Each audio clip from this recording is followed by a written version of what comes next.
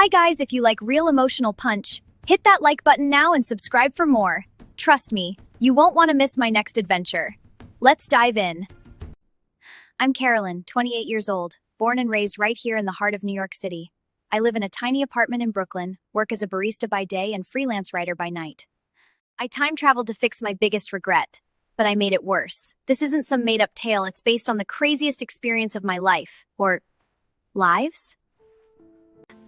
My biggest regret revolves around my best friend Emily. We've been tight since high school in Queens. Think inseparable duo, sharing everything from first crushes to college applications. Emily's that fiery redhead with the quick wit, always pushing me to chase my dreams. After college, she landed a gig in fashion PR in Manhattan, while I hustled at coffee shops and wrote on the side. But about 5 years ago, things started crumbling. I got super wrapped up in a toxic relationship with this guy, Jake. He was all charm at first, but turned controlling fast. Okay. Emily saw right through him and tried to warn me, but I blew her off. The breaking point? Her birthday party. Emily planned this epic rooftop bash in the East Village, invited everyone, and I promised to be there. But something came up. But Jake threw a fit, said he needed me for some emergency that was really just him being jealous. I bailed on her last minute with a lame text. She was hurt, but I didn't realize how deep it cut until later. Over the next year, our friendship faded. Calls turned into texts, texts into likes on Instagram. Emily got promoted, started traveling for work, to Paris Fashion Week, Milan shows, and I felt left behind. We drifted until one day, she moved to LA without even telling me first. I found out from a post. That regret? It ate at me. What if I'd shown up that night? Maybe we'd still be thick as thieves, grabbing bagels in Central Park on weekends. Fast forward to last fall. I was wandering through an antique shop in Greenwich Village, creaky floors and hidden treasures. I needed inspiration for a short story I was writing about regrets. That's when I spotted it, this old pocket watch, gold-plated, engraved with weird symbols that looked like swirling clocks. The shop owner, this quirky old guy named Mr. Harlan from the Bronx, said it was from the 1920s, rumored to bend time for those who need it most. I laughed it off as a sales pitch, but it was only $50, so I bought it. That night, back in my apartment, I wound it up while thinking about Emily's party. If I could just go back and fix that night. Wishka spun, lights flickered, and bam! Blackout. When I woke up, I wasn't in my bed. I was in my old apartment from 5 years ago, the one in Astoria with the leaky faucet. My phone said the day of Emily's party. Heart pounding, I realized I time traveled. For real, no DeLorean, no flux capacitor, just that watch. Freaked out but excited, I grabbed my keys and rushed to the rooftop. This was my chance to save our friendship! I got there early, helped set up balloons and string lights. Emily's face lit up when she saw me. Carolyn, you made it! We hugged, and the party was epic. Skyline views, killer playlist, friends from high school reminiscing. It was perfect. I even ditched Jake's calls, telling him off in a text. Felt empowering. As the night went on, Emily pulled me aside. Thanks for being here. Means everything. I thought, mission accomplished, friendship saved. I slipped away to a quiet corner, wound the watch backward, and zap! Back to my present. But guys, oh man, this is where it gets insane. I woke up in my Brooklyn apartment, but everything was off.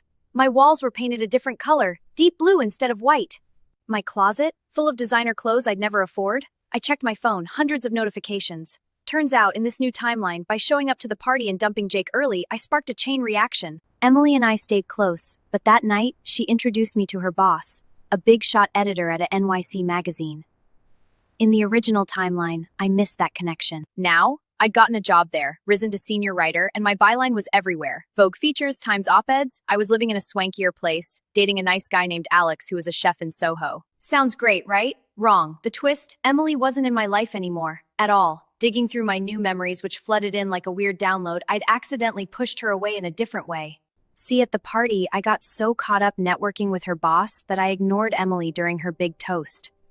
She felt overshadowed, like I was using her connections. Our friendship soured fast. She accused me of being selfish, we fought, and she cut ties completely. Worse? In this timeline, Emily never got that promotion. She stayed stuck in a dead-end job, grew bitter, and moved back to her parents in upstate New York. No LA glamour, no travels. I'd fixed us, but ruined her future. Panic mode. I scrolled Insta. Her account was private. Last post from years ago, a sad selfie with the caption starting over alone. My heart broke. This was worse than drifting apart. I'd stolen her spark. And my success? It felt hollow without her. I tried calling her old number. Disconnected. Emails bounced. The watch was still in my pocket, but winding it did nothing. Was I stuck here?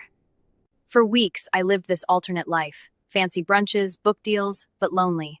I confided in Alex, who was sweet but not Emily level close, and he suggested tracking her down. Road trip to upstate. I borrowed his car, drove hours through fall foliage, heart racing.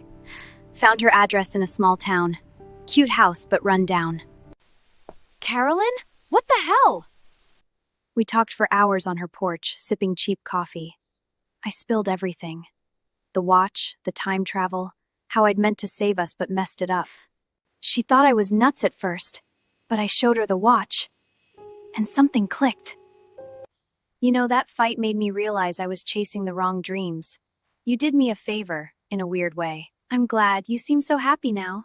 It's simple, but it's perfect. Emily, I regret it all over again. Let's rebuild. Okay, weirdo, but no more time travel. Deal with the now. Here's the positive twist that saved everything. Back in NYC, with Emily's blessing, I used my new success to help her. She visited the city, we grabbed bagels like old times. And the watch? It activated one last time. I could go back to the original timeline, but I chose not to.